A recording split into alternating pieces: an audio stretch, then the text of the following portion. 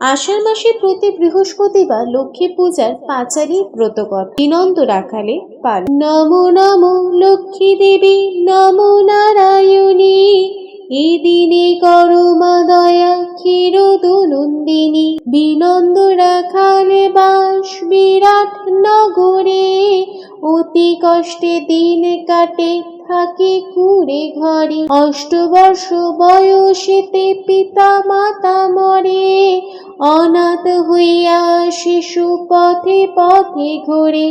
মালাকার গৃহে থাকি করে গোচারণ, এরূপে বিনন্দ করে উদর পূরণ। 12 বর্ষ কেটে যায় এক এক করে, বিনন্দ সর্বদা চিন্তা করে লক্ষ্মী মারে। নিত্যকার মতো গরু লয়ে মাঠে যায়, সহসা ভীষণ ঝড় উঠিল তথায়। ধেনুগণে বিনন্দনা পাইল দেখিতে, এক মনে কমলারে লাগিল ডাকিতে। ভক্তাধীনা লক্ষ্মী মাতা ভক্তেরও কান্নায়, বিনন্দের নিকটেতে আসিল তারা। আসি লক্ষ্মী বিনন্দের কোলে তুলে লন, ভয় নাই ওরে বাছা করো না ক্রন্দন। এতদিন দুঃখ পেলে চড়াই গোধন, আমি যাহা বলি এবে করহ শ্রবণ। চাকুরিতে কোনোদিন দুঃখ নাহি যাবে, কৃষি কার্য করো যদি সুখেতে থাকিবে। বিনন্দ বলিল মাগো শুনো মোর কথা, কৃষিকাজ মোর পক্ষে অসম্ভব কথা। বীজ ধান কোথা পাবো বলদ লাঙ্গল, এইসব না হলে মাগো কে করিবে হল। জমি জমা কোথা পাবো বলো মা আমারে, অতি কষ্টে থাকি মাগো ভাঙা কুড়ে ঘরে। লক্ষ্মী বলে এই বীজ ধান তুমি লহ, আজ গুরুবার ইহা বপন করহ।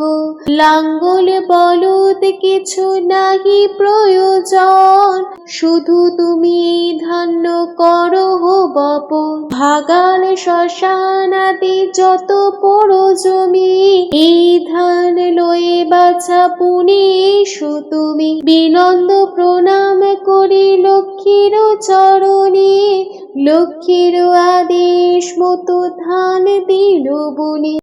লক্ষ্মী দত্ত ধান্য পাকে আড়াই দিনেতে, বিনন্দ কাটিয়া ধান আনে কুটিরেতে। তথাকার রাজা ছিল অতি দুরাচারী, বিনন্দের বলে ধান করেছিস চুরি। দূতগণে ডাকি রাজা আদেশ করিল, বিনন্দের যত ধান সব কেড়ে নিল।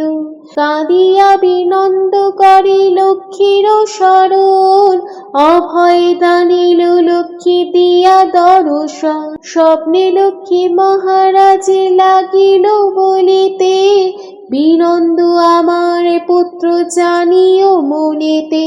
কন্যা সহ তারে তুমি অর্ধরাজ্য দিবে, আদেশ লঙ্ঘিলে রাজ্য ছাড়ে খারে যাবে। এইরূপে রাজারে লক্ষ্মী স্বপ্নাদেশ দিল, ভয়ে পেয়ে মহারাজ কাঁদিতে লাগিল। বিনন্দের আনি রাজা নিজ অন্তঃপুরে, কন্যা সহ অর্ধরাজ্য দিল বিনন্দের। যথাকালে সেই রাজা পরলোকে গেল, রাজা হয়ে বিনন্দ সিংহাসনেতে বসিল। মহাসুখী বিনন্দ তথায় রাজ্য করে, প্রতি গুরুবারে লক্ষ্মী পূজে ভক্তি ভরে। শঙ্কর প্রণাম করি লক্ষ্মীর চরণে, বিনন্দের পালা শেষ করিল এখানে।